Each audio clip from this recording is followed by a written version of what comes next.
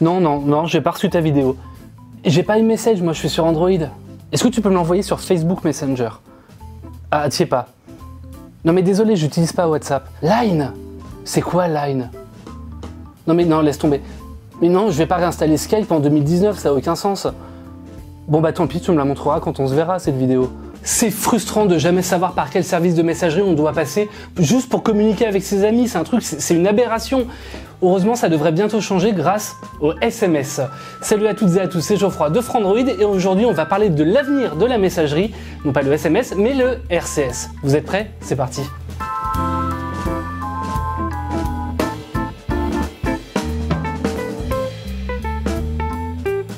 Le SMS, tout le monde connaît, ça fait 30 ans que ça existe, ça a très peu évolué depuis le début.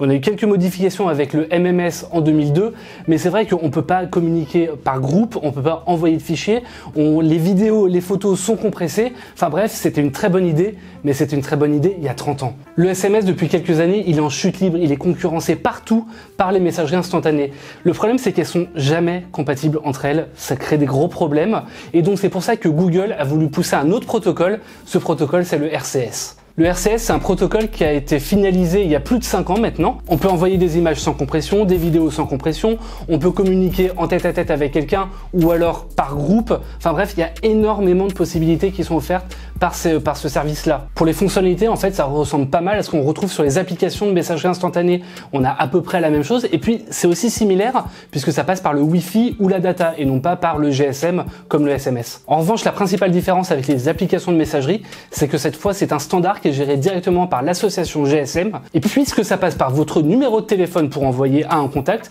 le gros avantage, c'est qu'il n'y a pas besoin de se créer un compte sur, je ne sais pas, l'application RCS.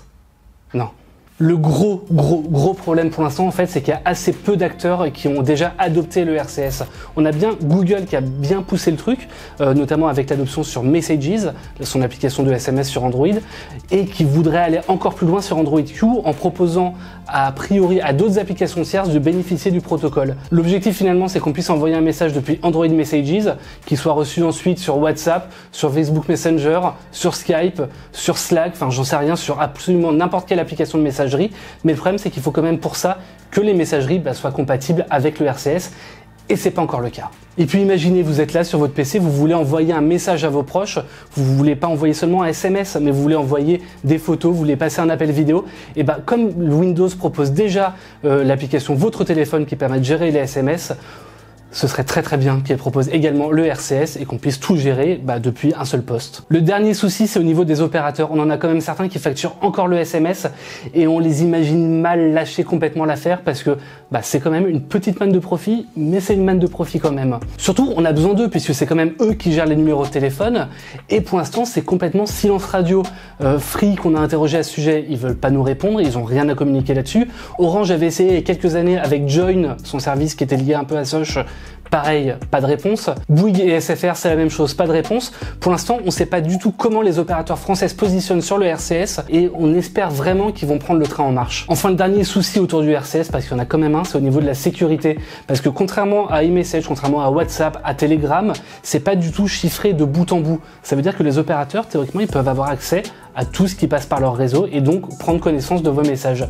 Alors c'est pas dramatique pour le commun des mortels, mais on imagine mal des applications comme Telegram par exemple qui sont centrées autour de la sécurité, et bien laisser accès comme ça à des fonctionnalités qui sont pas sécurisées du tout et pas chiffrées pour les utilisateurs. On espère en tout cas que tous ces acteurs s'y mettront bientôt parce que sans ça, ça veut dire pas d'appel vidéo par RCS, ça veut dire pas de transfert de vidéos non plus non compressées, ça veut dire surtout pas de messages de groupe et ça veut dire encore des embrouilles avec vos proches pour savoir comment envoyer tel ou tel fichier, comment s'appeler, comment se contacter. Ça sera bien la paix, enfin. Merci à toutes et à tous d'avoir suivi cette vidéo. N'hésitez pas à vous abonner à la chaîne si ce n'est pas encore le cas. N'hésitez pas à retrouver l'article qui correspond à cette vidéo pour tout comprendre encore plus en profondeur sur le RCS. C'est disponible en haut à droite ou dans la description. Et n'hésitez pas non plus à vous abonner à la chaîne si ce n'est pas encore le cas. Et quant à moi, je vous remercie de l'avoir suivi et je vous dis à très bientôt sur Frandroid.